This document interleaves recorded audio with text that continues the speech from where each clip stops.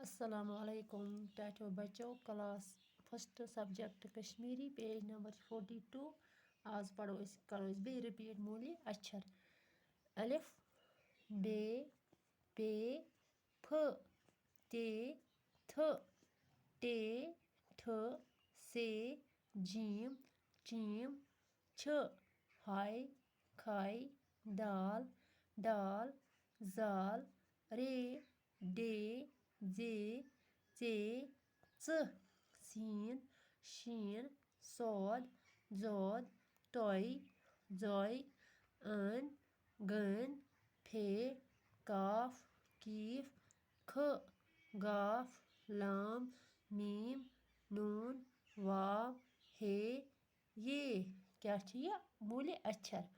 अलिफ, बे, पे, फ, ते, थ, टे, ठ, से, जीम, चीम, चीमस कज फिर मजबाग 3 फेर क्या गो चीम, छ, हाय, खाय, दाल, डाल, जाल, रे, डे, जे, चे, च, चे, दुतिशम गो च, सीन, शीन, सौद, दौद, टॉय, जॉय, एन, गैन, फे, काफ, कीफ, ख, गाफ, लाम, मीम, नून, वाव, हे, ये। बाकी वस्सलाम।